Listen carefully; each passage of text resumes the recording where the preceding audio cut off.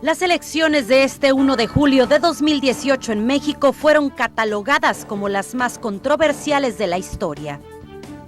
Los electores eligieron a un presidente de la República, senadores, 64 por mayoría relativa, 32 por representación proporcional, 32 por primera minoría, diputados federales, 300 por mayoría relativa, 200 por representación proporcional.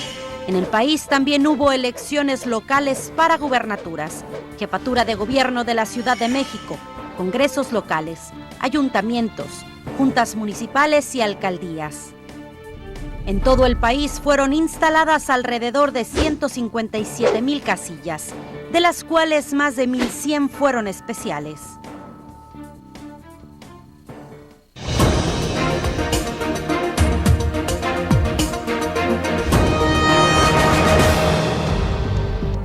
Y bueno, seguimos en esta cobertura completa, minuto a minuto, de lo que sucede, sobre todo en los números. Ahorita, lo más importante, todos los números, cómo se mueven.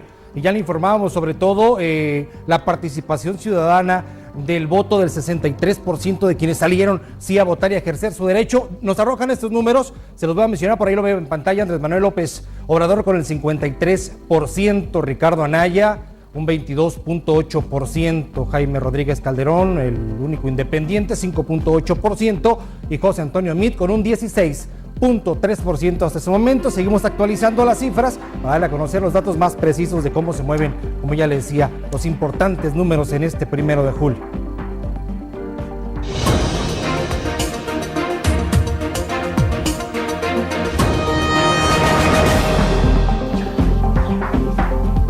Y continuamos aquí en el análisis de este proceso electoral con la doctora Guadalupe Sánchez Vélez, quien es especialista en finanzas y economía, catedrática del CETIS, y el doctor Saúl Sandoval, quien es especialista en políticas públicas, igualmente catedrático del CETIS Universidad. Preguntaba, Fernando, antes que nada, porque estaba viendo ahorita los números del candidato independiente, de Jaime Rodríguez, por ejemplo. ¿Qué relevancia tiene ese casi 6%? Exactamente, ese porcentaje, digo, aun cuando sabemos no ganó, pero es la primera vez de una participación de un candidato independiente en un proceso también muy diferente que hemos llevado a cabo. Yo creo que la importancia radica en que sí hubo gente que dio un voto de castigo, se puede decir, a los partidos políticos en general. Se va con la idea de este candidato, el Bronco, un candidato diferente, un candidato que atrajo, no he visto los números, pero siento que la gran mayoría fue de jóvenes, como que hizo muy buen contacto con jóvenes. Incluso estuvo en CETIS un tiempo y hubo cierta conjunción entre ellos. Entonces, pero al final de cuentas, lo platicábamos aquí, el famoso voto útil parece ser que fue para Morena, claro. Morena en este caso. Algo interesante es que, digo, si sumamos el porcentaje que obtiene López Obrador y el Bronco, que sería un 53 más un casi 6%, estamos hablando que 59% de los electores están votando por una opción diferente a estos partidos que tradicionalmente han tenido el poder en nuestro país. Claro. Entonces, eso habla justamente de la decisión de la mayoría de los ciudadanos mexicanos de tener una opción diferente al PAN y al PRI. 6 de cada 10 electores no votaron ni por el PRI ni por el PAN, los dos partidos que nos han gobernado. Así es. Ahora, Morena, bueno, todavía no tiene facturas que pagar, es un partido de reciente creación, llega a la presidencia con Andrés Manuel López Obrador, y bueno, pues tendrá que asumir el desgaste propio del ejercicio del poder. Pero también hablábamos de que en este caso Morena está muy vinculado algunos de sus integrantes con los partidos que ya conocemos, ¿no? O particularmente con el Partido Revolucionario Institucional. Sí, yo creo que la clase política en México, pues va y viene en diferentes partidos, pero yo no descalificaría solamente a priistas que forman parte en este momento de Morena por el hecho de ser priistas. Yo creo que lo importante es ver su trayectoria y no etiquetarlos o descalificarlos solamente porque provienen de alguno de estos dos partidos. Otra cosa que vale la pena mencionar en el caso de Morena, el triunfo de Morena en la presidencia, es el gabinete de López Obrador. A diferencia de los otros candidatos, López Obrador fue el único que de manera muy temprana dio a conocer quién sería el gabinete, un gabinete en donde hay equidad de género, el 50% son mujeres, son hombres, gente muy calificada, y la mayoría de las personas que están en este gabinete no tienen una trayectoria política, no han participado en partidos políticos, más bien su experiencia, hay muchos académicos con una formación muy sólida y sí con algunas experiencias como funcionarios públicos, pero no tanto dentro de un partido político, y eso pues es muy importante porque son los que van a estar definiendo la estrategia económica, política, cultural de este nuevo gobierno. Todo aparenta indicar que Andrés Manuel López Obrador tendrá mayoría también con Morena en la Cámara de Senadores y en la Cámara de Diputados. ¿Qué podemos esperar de esto? Pues tiene ventajas para poder llevar a cabo el plan de gobierno que han estado planeando desde hace tiempo, ¿verdad? Sería algo más natural, pero también existe la posibilidad de que se tomen decisiones autoritarias, de consumar el poder. Entonces deben estar muy conscientes de esta posibilidad y de escuchar otras voces también, no cerrarse, porque hay riesgos de convertirse en un gobierno autoritario y es lo que no queremos. Ya lo vivimos y queremos ahora un gobierno que sea más conciliador. Plural, ¿no? Y más plural, exactamente. Hay quien opina que en este caso, pues siendo el mismo partido del presidente de la República y quien tiene la mayoría en la Cámara, pues son los responsables de las decisiones, ¿no? Si el Legislativo y el Ejecutivo están en manos de un solo partido, o tienen mayoría, en este caso en el Legislativo, pues hay un solo responsable para los éxitos y los fracasos, ¿no? ¿Qué podría ser el caso? ¿Qué podría ser el caso, sí? Sí, yo creo que efectivamente coincido en que tiene sus ventajas y sus desventajas. Hablando de las ventajas, creo que para un partido de izquierda que por primera vez llega al poder y que necesita hacer cambios profundos, tener un Congreso en donde no tenga mayoría sería muy difícil en esta primera etapa avanzar con sus proyectos. Comentábamos hace un momento que creo que el que en estas elecciones se haya respetado el voto de las mayorías, que estemos viviendo este proceso de manera tranquila y transparente, reafirma en el ciudadano que su voto cuenta, que su voto vale y que por lo tanto, así como en este momento la mayoría está optando por esta decisión, también puede pedir cuentas, también puede exigir cuál va a ser el desempeño y si no está de acuerdo, pues esto cobrarlo en elecciones intermedias o en las elecciones federales dentro de 6 años. Entonces, así como puede ser que haya mayoría en el Congreso, también es importante saber que este gobierno va a ser el más vigilado, el más cuestionado por los otros partidos y eso también le puede dar contrapesos. Pero creo que en esta primera etapa, si llega a tener una mayoría en el Congreso, la ventaja que yo veo es la posibilidad de avanzar en proyectos que son distintos a la política económica que se había seguido hasta este momento y que buscan pues un camino de mayor equidad, de atacar estos grandes problemas nacionales. Todo el tema de la corrupción, claro. ¿A qué plazo sería razonable darle al nuevo gobierno para comenzar a ver resultados en el combate a la corrupción? Es difícil, ¿no? Establecer es difícil, claro. Es un reto muy importante, mayúsculo, porque tú dices que vas a atacar la corrupción, que vas a llevar a gente y va a ser a llamar a cuentas, va a ser una prueba también para las instituciones mexicanas. Es decir, nosotros hemos estado construyendo instituciones que de alguna otra manera han estado funcionando. Hay que ser claros en el sentido de que no todo es malo. Hay cosas muy buenas que México ha ido construyendo. El reto de la nueva administración va a ser, por ejemplo, mantener el tamaño de la economía. Somos la economía número 14 del mundo. Tenemos, en cuanto a, por ejemplo, el sector turístico, mucha gente viene a visitarnos, etcétera, etcétera. La captación de Hay inversión retos y extranjera. logros que se han podido conseguir y que hay que mantenerlos en primera instancia. Pero llevar a cuentas a personas a la corrupción, cuánto tiempo va a llevar, las instituciones, cómo se van a manejar, va a haber decisiones autoritarias para seleccionar a alguien o no.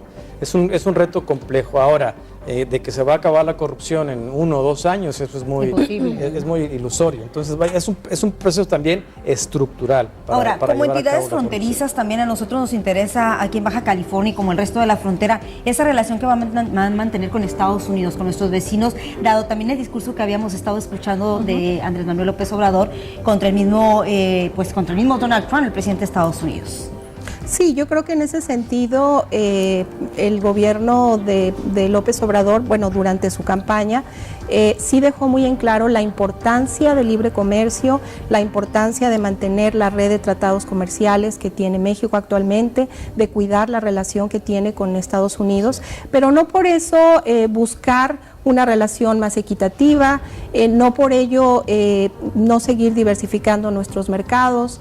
Entonces, creo que esa parte no está en riesgo, pero sí es positivo que se busque, porque eso de cualquier forma es un reto para cualquier candidato que hubiera llegado a la presidencia, sobre todo en esta coyuntura que tenemos con la administración Trump, en donde está en juego pues toda la relación económica, la relación comercial que tenemos con este país. El Tratado de Libre Comercio. Así es, y no es solamente el caso de México, ya se habla de un tema de posible una guerra comercial a nivel internacional por estas medidas tan agresivas que ha tenido el gobierno, y no solo contra México, contra la Unión Europea, contra China, contra Canadá. Entonces creo que es un reto que hubiera enfrentado cualquiera de los candidatos que hubiera llegado a la presidencia, pero durante su campaña creo que López Obrador sí dejó muy en claro que es una relación estratégica que hay que mantener, que hay que cuidar y que hay que mejorar. Claro. Y que tiene un reto enorme porque es una administración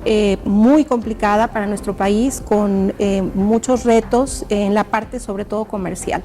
De hecho, tenemos ya por aquí, si nos pudieran poner en la pantalla primero el tuit que emitió ya el presidente de los Estados Unidos, el señor Donald Trump, al conocerse estas tendencias del conteo rápido que nos dejan ver pues cuál puede ser el resultado de la elección presidencial en México. Si lo tenemos por ahí, me parece que un contenido pues positivo.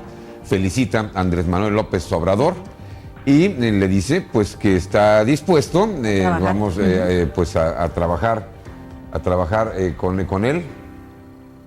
Dice, hay mucho que podemos hacer en beneficio de ambos países, de los Estados Unidos y de México. Bueno, pues eso también seguramente este contenido de este tuit. Esperemos que no cambie en las próximas horas, pero bueno, de momento es un mensaje positivo. Bueno, dado que ya están estos resultados preliminares y también lo que se está diciendo, ¿no?, en el ámbito internacional, calma que vemos en los mercados aparente también de estas primeras horas. Y todo esto viene a sumar a este ambiente positivo, ¿no? Claro. Nuestro compañero Johan Rodríguez, en las instalaciones del Instituto Nacional Electoral, allá en Mexicali, ¿verdad? Johan. Hola. ¿Qué tal? Muy buenas noches, los saludo con mucho gusto, Laura, Fernando, a sus invitados también, me da mucho gusto saludarlos. Seguimos aquí en las instalaciones del INE en la ciudad de Mexicali, en donde hace un par de momentos, bueno, aproximadamente hace una hora, se daba el último reporte por parte de la vocal ejecutiva María Luisa Flores Huerta. Ella señalaba que con corte a las 8:18 de la noche había recibido solamente un paquete del distrito número 2 en todo Baja California. Obviamente esta situación ya seguramente con el paso de las horas y de los minutos ha venido cambiando y ya se tendrán mayores resultados. En punto de las 10:30 de la noche se va a reanudar lo que es la sesión que se está llevando a cabo, ¿no? Se están llevando a cabo durante todo el día aquí a mis espaldas en la sala de sesiones aquí precisamente del INE. En punto de las 10:30, como les digo, se va a reanudar y ahí se dará un nuevo informe de cómo van las votaciones o cómo va ya la contabilización previa de los paquetes que han llegado ya a los distritos de Baja California, porque hasta el momento pues tiene solamente los datos que se manejan a nivel nacional en lo que es del PREP, pero no para las diputaciones federales ni las senadurías de Baja California. Así que en punto de las 10:30 estarán dando este reporte y nosotros obviamente el día de mañana lo mantendremos muy bien informado. También durante la última sesión que se llevó, como les comento, aproximadamente a las 8 de la noche, se hablaba sobre la situación del distrito número 8 en la ciudad de Tijuana. Se había denunciado a través de redes sociales que se había dado robo de documentos, robo de boletas. Sin embargo, la vocal ejecutiva del INE, María Luisa Flores Huerta, ella señalaba que es completamente falso, no se dio tal cual situación, ellos corroboraron lo que son miembros del INE, fueron directamente a esta casilla en el distrito 8, como le comento, en la ciudad de Tijuana, y desmintieron esta situación que circuló en redes sociales. En general, pues dijeron que fue un periodo de votaciones tranquilo en Baja California, las 4,701 casillas que se abrieron desde las 8 de la mañana aquí en nuestra entidad, pues bueno, operaron de manera regular. Sí, también se señaló la situación que se dio en algunas casillas especiales, en donde también, al igual que en otras ubicadas en el resto de nuestro país, en Baja California sucedió el mismo fenómeno, que fue que se acabaron las 750 boletas que se distribuyeron por lo menos aquí en Mexicali, en 5 o 6 casillas se acabaron las boletas de las casillas especiales. Así que es la información que les tengo desde aquí, desde las oficinas, desde las instalaciones del Instituto Nacional Electoral en la ciudad de Mexicali. Como le digo, toda la información mucho más detallada, obviamente, en los próximos espacios de Notivisa. Yo me despido y regreso con ustedes, Laura, gracias. Fernando, excelente noche. Gracias, Johan. Bueno, sí, ella mencionaba, doctora Sánchez Vélez, sobre los incidentes menores, este tema de las casillas especiales, que parece una constante en todo el país.